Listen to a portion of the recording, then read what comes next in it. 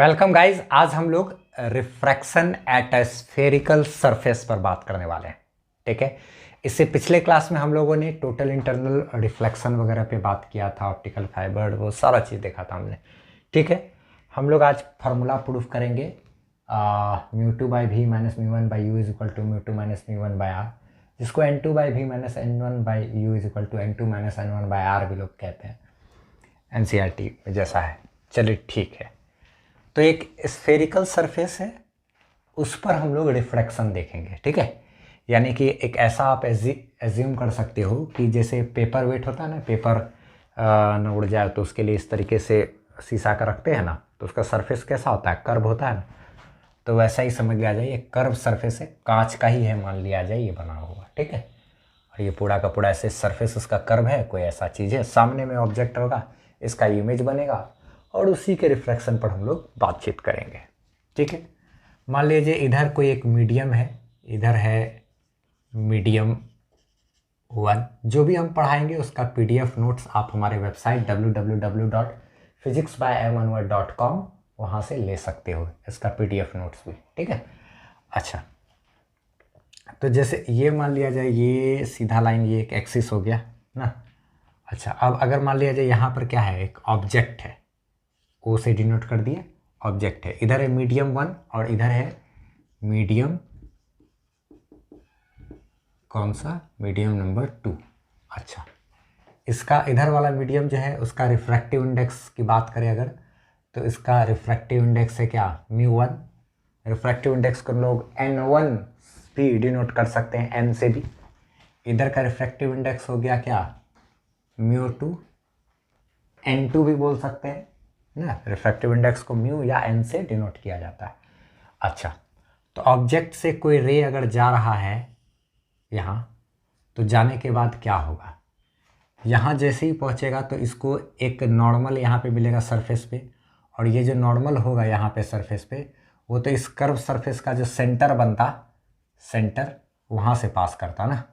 यहाँ पर अगर C है, सेंटर है, तो ये मेरा ऐसे करके परपेंडिकुलर रेडियस, आपको मालूम होगा कि कर्व सरफेस का ये जो रेडियस होता है ना, यही सरफेस पे परपेंडिकुलर होता है। तो जिस जगह पे इंसिडेंट रे गिरा वहीं पे हम लोगों ने क्या किया, एक नॉर्मल ड्रॉ कर लिया। अच्छा, तो ये क्या है, नॉर्मल हो गया। ठीक है, सिंपल सही है, नॉर्मल हो गया। अच्छा ठीक है, चलिए ये नॉर्मल है, इस पॉइंट का नाम हमने रख दिया, कुछ भी रख सकते हैं नाम रख दिया हमने Q। ठीक है, अच्छा, यहाँ O है, ये Q है। अब एक चीज़ देखा जाए, यहाँ पर ये जो पॉइंट है इसको तो पोल बोलेंगे, P से डिनोट करेंगे। ठीक, रे को क्या होना चाहिए था, इस रे के साथ क्या होना चाहिए था कि इस रे को सीधे जाना चाहिए था, लेकिन ये रे चूँकि रेयरड मीडियम से डेंसर मीडियम में जा रहा है। इधर का मीडियम कैसा है, रेयरड। ठीक है, और इधर का जो मीडियम है वो कैसा है भाई, तो डेंसर है। ठीक है ना, ठोस है, दिख भी रहा है इधर। अच्छा, कांच का ये बना हुआ है, इधर एयर वगैरह हो सकता है, इधर एयर है।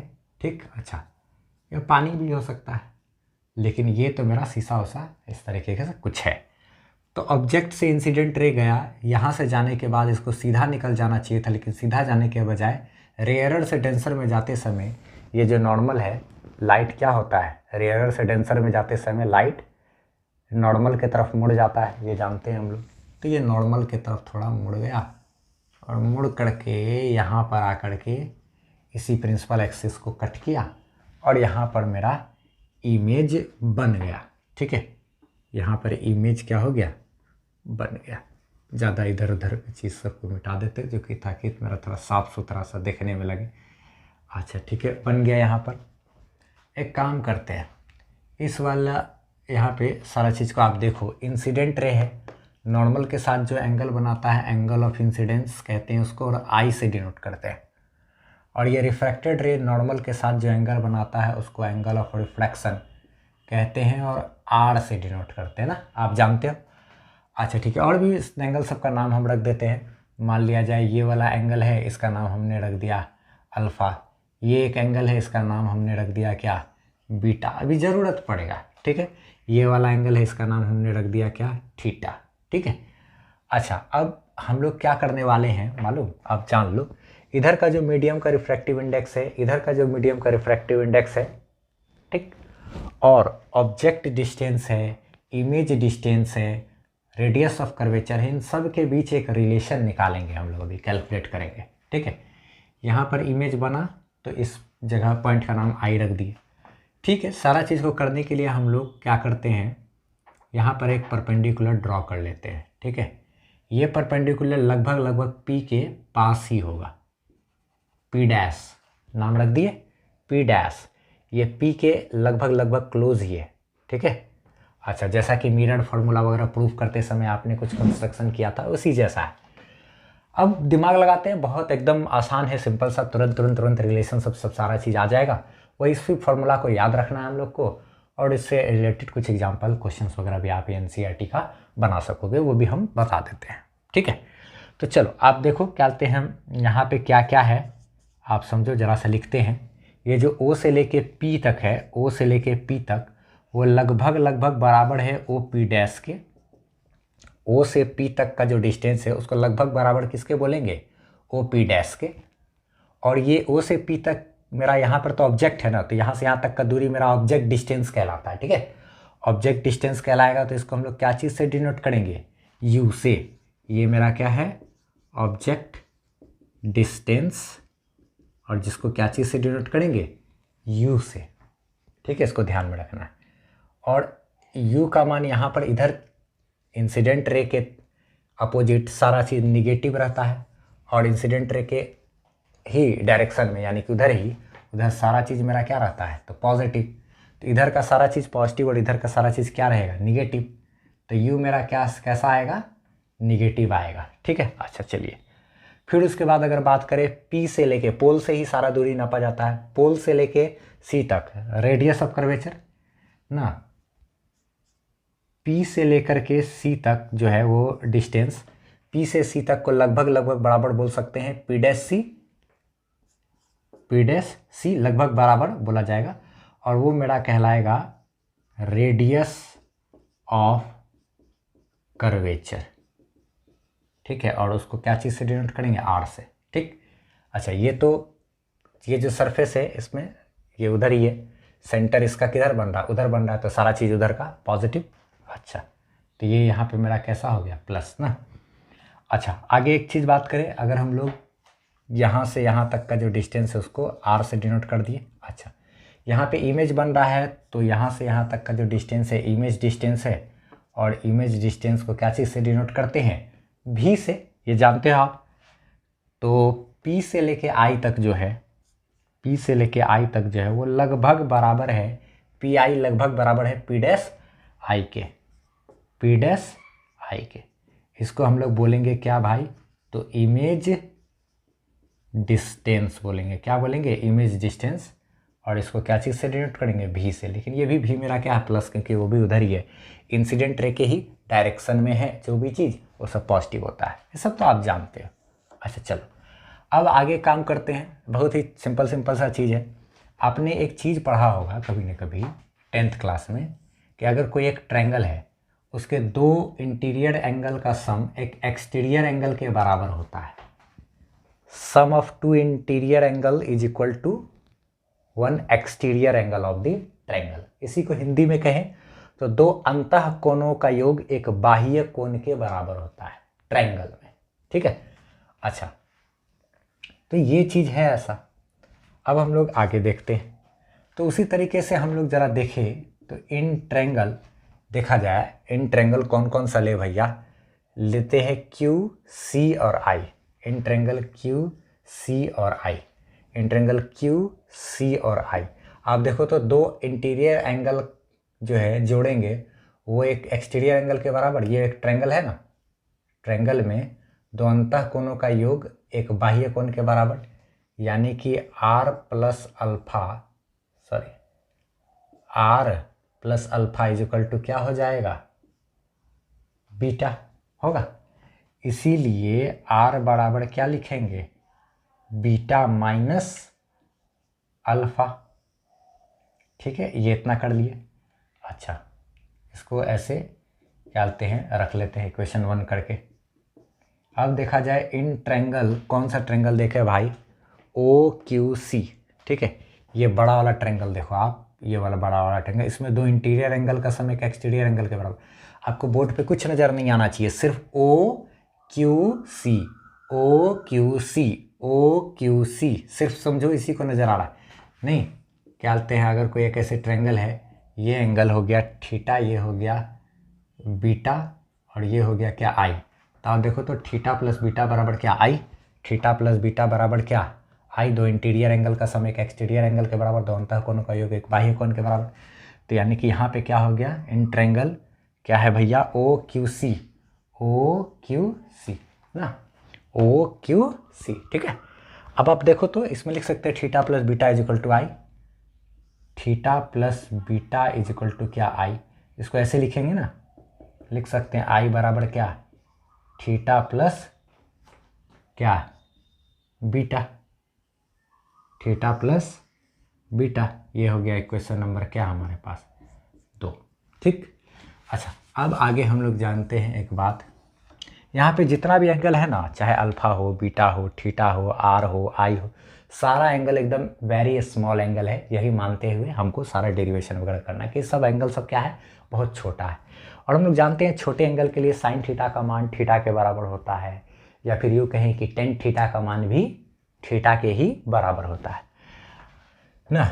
ध्यान रखना है कि हेयर अल्फा, बीटा और theta, i, are very small angles, ठीक है। ये सब बहुत ही छोटा एंगल है। नाउ हम लोग एक बात जानते हैं फ्रॉम कहाँ से भाई, स्नेल्स लॉ से। स्नेल्स लॉ, स्नेल के नियम से हम लोग जानते हैं एक बात कि sine i upon sine r बराबर μ2 बटे μ1, या sine i by sine r बराबर n2 बटे n1, एक के बात है ना। तो ठीक है, यहाँ पे क्या कहते हैं, एक चीज़ जानते हैं, चूँकि for small angle, for small angle I and R, sine I का मान लगभग बराबर आई के, एंड साइन आर लगभग बराबर आर के हो जाएगा। छोटे एंगल आई और आर के लिए साइन आई लगभग आई के बराबर, साइन आर आर के बराबर। आप जानते हो, इतना टाइम में आपने पढ़ ही लिया होगा उम्मीदतः, जब आप सेकेंड वॉल्यूम में हो तो।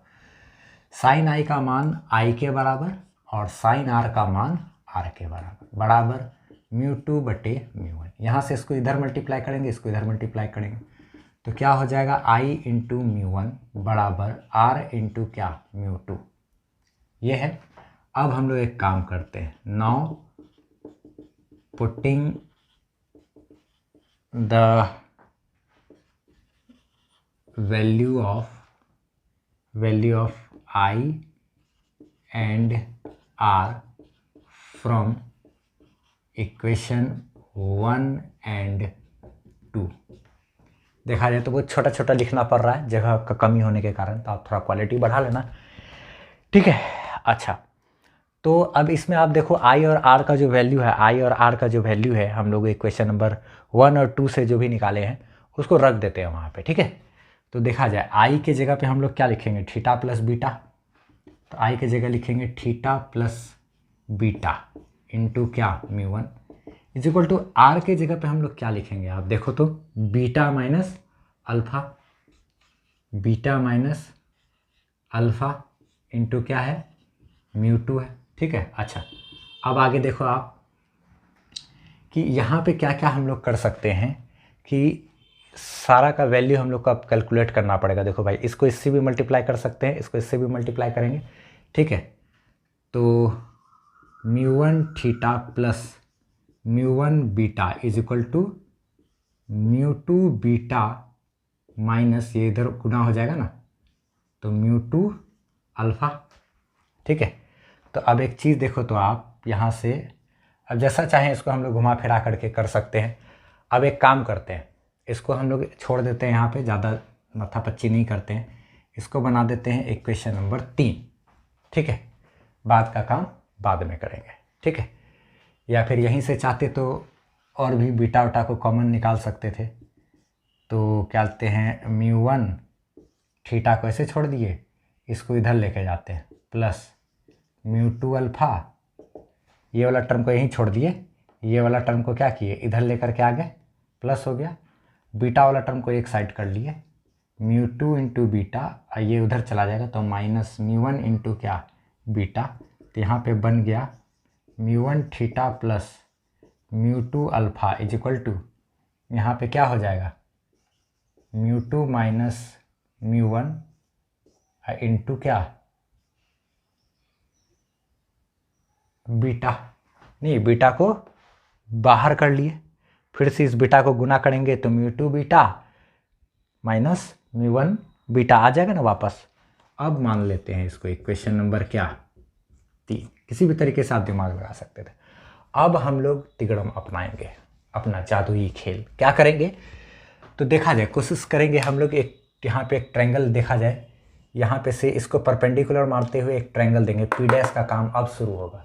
ठीक है, ये एक छोटा सा ट्रायंगल में आप देखो तो tan बीटा का मान परपेंडिकुलर बाय बेस, यानी tan बीटा बराबर Q P dash by P dash C, और इसी पी डैश सी को पी सी के बराबर बोलेंगे। इस तरीके से हम लोग बीटा का मान, और छोटे एंगल के लिए tan बीटा का मान बीटा के बराबर होता है, तो इसी प्रकार से हम लोग क्या करेंगे, बीटा का मान, अल्फा का मान, थीटा का मान, तीनों निकालेंगे और तीनों को यहाँ पर डाल देंगे, फिर हमारा रिलेशन आराम से आ जाएगा हमारे हाथ में। तो हम लोग एक काम करते हैं, मालूम क्या, जगह बनाते हैं और फोटो को ऐसे ही रहने देते हैं। ये वाला फोटो का काम है, हम यहाँ पर से यहाँ तक इसको मिटा लेते हैं और मिटा करके जगह बना लेते हैं। ठीक है, तो आप एक काम करो, आराम से लिखते रहना, या तो पहले पॉज करके आराम से बैठ करके लिख लो, फिर आगे स्टार्ट करना, हम यहाँ से मिटा देंगे तो, या फिर क्या कहते हैं स्क्रीनशॉट ले करके आगे बढ़ो। ठीक है, चलो इतना का स्क्रीनशॉट लेना है तो स्क्रीनशॉट लो, पॉज करके लिखना है तो पॉज करके लिखो। ठीक है, अब हम क्या कर रहे हैं, यहाँ से यहाँ तक को मिटा करके जगह बनाते हैं, फिर इसके आगे का काम करते हैं। हाँ, अब देखा जाए, जगह बना लिए हम लोग यहाँ पे। अब देखते हैं ज़रा, ठीक है, इन ट्रायंगल देखा जाए 9, वहाँ के बाद यहाँ देखते हैं 9। इन ट्रायंगल कौन सा देखे भाई, O Q P dash, O Q P dash, जरा देखो तो ओ क्यू पी डैश में क्या कहते हैं, tan theta is equal to, tan theta बराबर क्या होगा, थीटा के सामने परपेंडिकुलर, परपेंडिकुलर बाय क्या, बेस, यानी कि Q P dash tan theta बराबर क्यू पी डैश बाय क्या, ओ पी डैश लिखेंगे, ओ पी डैश और ओ पी लगभग बराबर ही है, इसलिए इसको लिख सकते हैं क्यू पी डैश बाय क्या, ओ पी डैश को लगभग बराबर क्या लिखेंगे, ओ पी, tan थीटा बराबर परपेंडिकुलर बाय क्या, बेस। तो चूंकि क्या कहते हैं थीटा इज वेरी स्मॉल, इसीलिए tan थीटा लगभग बराबर किसके हो जाएगा, थीटा के। देयरफॉर हम लोग क्या लिखेंगे, tan थीटा का मान छोटे एंगल के लिए थीटा के बराबर होता है, इसीलिए यहाँ पे इसके जगह क्या लिख दिए, थीटा बराबर क्या हो जाएगा भाई, क्यू पी डैश बाय क्या, O P, Q P dash by O P. फिर से अब करते हैं, नाउ कहाँ पे भाई, तो इन ट्रायंगल, कौन सा ट्रायंगल देखे तो क्यू पी डैश और सी, या फिर क्यू सी और क्या पी डैश, जो भी बोले, ये वाला ट्रायंगल में देखते हैं। इसमें देखा जाए तो tan बीटा बराबर perpendicular by base, tan beta बराबर परपेंडिकुलर बाय बेस, तो tan बीटा बराबर परपेंडिकुलर क्या हो गया, Q P dash by base हो गया क्या, सी पी डैश, और Q P dash by C P dash को क्या लिखेंगे, सी पी, और चूंकि beta is very small angle, therefore tan beta को लगभग बराबर किसके बोल देंगे, बीटा के, इसीलिए ना छोटे एंगल के लिए टेन बीटा का मान बीटा या टेन थीटा का मान थीटा। तो बीटा इज इक्वल टू इधर क्या है क्यू पी डैश बाय क्या है सी पी। ठीक, अच्छा फिर आगे देखो आप नाउ अब क्या करेंगे भाई, तो इन ए ट्रायंगल कौन सा देखे क्यू आई और पी डैश, क्यू आई और पी डैश। यहाँ पे आप देखो तो tan alpha is equal to Q I और पी डैश, ये बड़ा वाला ट्रायंगल दिखना है। ठीक है, सिर्फ यही नज़र आना चाहिए। टेन अल्फा बराबर परपेंडिकुलर बाय क्या बेस, टेन अल्फा बराबर परपेंडिकुलर एंगल के सामने वाला परपेंडिकुलर और बाय क्या बेस, राइट एंगल ट्रायंगल है तो परपेंडिकुलर तो वही हो गया जो सब में है क्यू पी डैश और बाय क्या बेस कितना है आई पी डैश, और यही इसी को क्या लिखेंगे Q P dash bye I P dash को ही तो क्या लिखते हैं आई पी ना, चूँकि alpha is very small angle. ठीक है, इसीलिए क्या लिख सकते हैं टेन अल्फा लगभग बराबर हो गया किसके, लगभग बराबर हो गया किसके अल्फा के, इसीलिए लिखेंगे टेन अल्फा के जगह पे क्या लिख देंगे अल्फा इज इक्वल टू क्या क्यू पी डैश बाय क्या आई पी ना। अब चूंकि हमारे हाथ में अल्फा बीटा और थीटा का मान है तो इन सभी के वैल्यू को हम लोग को इस इक्वेशन में ला करके डाल देना है। ठीक है, बस हमारा काम हो जाएगा। तब हम लोग क्या करते हैं यहाँ से यहाँ तक इसको फ्रेश मिटाते हैं। ठीक है, और लिखते हैं हेडिंग देते हैं कि putting the value of alpha beta and theta in equation क्या 3। ठीक है, तो क्या कहते हैं यहाँ तक तो आपका लिखा हुआ है ही ना, तो अभी हम बस यहाँ से यहाँ तक को मिटा देते हैं और फिर तब आगे का काम करते हैं। देखिए आप, हाँ तो क्या हमने इक्वेशन नंबर 3 को ही यहाँ पर लिख दिया है ना। Now putting the value of alpha beta and theta तीसरा वाला इक्वेशन में ना, अल्फा बीटा और थीटा का मान को तीसरा इक्वेशन में रखते हैं, देखिए फिर क्या होता है। ठीक है, तो जैसे म्यू1 है, म्यू1 को तो वैसे ही छोड़ दिए। थीटा की बात करें तो थीटा है क्या भाई Q P dash divided by O P. ठीक है, अच्छा प्लस म्यू2 वैसा ही रह गया। अल्फा की बात करें तो अल्फा क्या है Q P dash bye I P, Q P dash अब बाय क्या है आई पी। अच्छा ठीक है, उसके बाद बराबर म्यू2 माइनस म्यू1 इंटू बीटा की जगह पे क्या लिखेंगे Q P dash by C P ना, क्यू पी डैश बाय क्या सी पी। अब आप देखो तो क्यू पी डैश दोनों जगह से कॉमन निकाल के वहाँ से कटा सकते हैं। ठीक है, तो कॉमन निकालेंगे अगर क्यू पी डैश को तो यहाँ पे क्या फॉर्मेट बन जाएगा mu by O P plus mu by I P. ठीक है, is equal to mu minus म्यू1 into Q P dash अब बाय क्या सी पी। अब देखो तो इधर से सी पी इधर डिवाइड में जाएगा तो भी कट जाएगा, सॉरी क्यू पी डैश इधर डिवाइड में जाएगा तो उससे कट जाएगा, तो क्यू पी डैश और क्यू पी डैश काट दिए, क्यू खाली नहीं कटा है, क्यू पी डैश कट गया है। ठीक है, अच्छा तो यहाँ क्या बचा mu by O P plus mu by I P is equal to mu minus mu के बटे में क्या सी पी। अब सब का मान जरा सा रखे तो देखे तो जरा ओ पी का मान क्या है, ओ से लेके पी तक object distance you, object distance you होता है ना।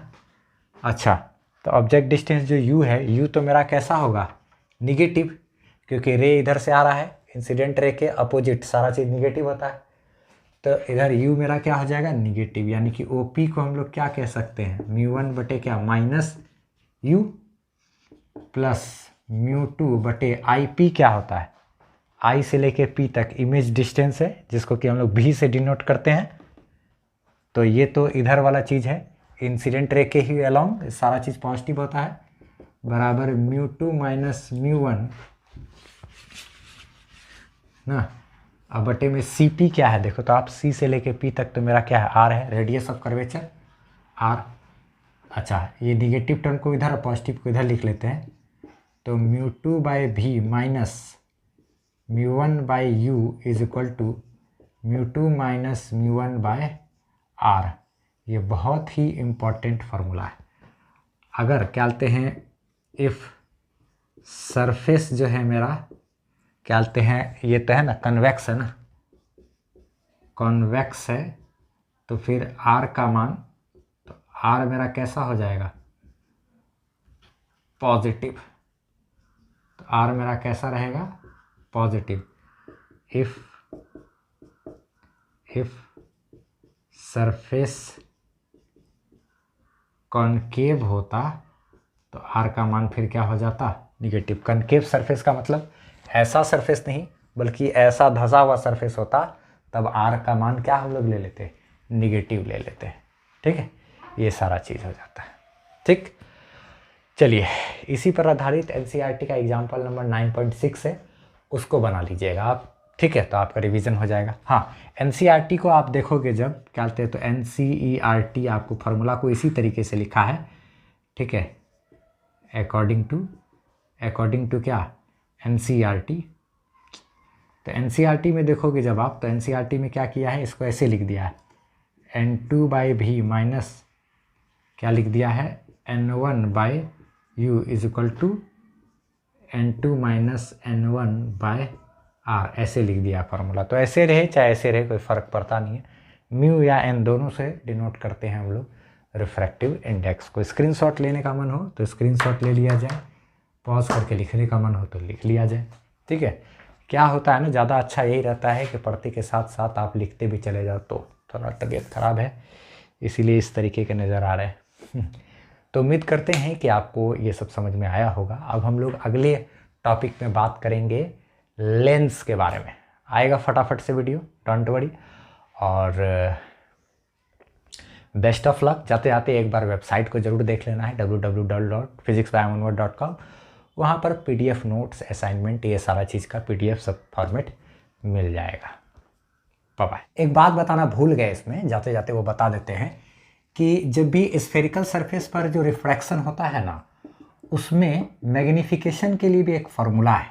जैसे कि अगर यहीं पे कोई एक एक्सटेंडेड ऑब्जेक्ट हो, कोई बड़ा सा ऑब्जेक्ट AB, ठीक है, तो अगर यहाँ से कोई रे गया जा कर के इस तरीके से मुड़ गया, ठीक है, और कोई रे बिल्कुल सेंटर से पास किया जा कर के कहीं पर यहाँ मिला, और मिल कर के यहाँ पे अगर कोई इमेज अगर फॉर्म करता है, ठीक है, अगर AB का कोई एक इमेज बनता है A' B', तो इस ऑब्जेक्ट से बड़ा है इमेज, ठीक है, और इमेज का जो मैग्नीफिकेशन होता है, यानी कि कितना गुना मैग्नीफाइड इमेज बना, इसके हाइट से कितना गुना ज़्यादा उसका हाइट है, तो उस मैग्नीफिकेशन का एक फार्मूला होता है, आप याद रखना, कंपटीशन वगैरह में कहीं पर भी आपको काम देगा। μ1v bye μ2u, μ1v bye μ2u।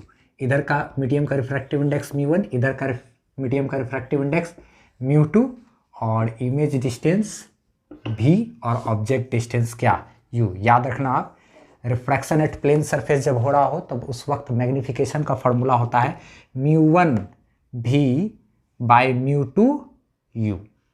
बस।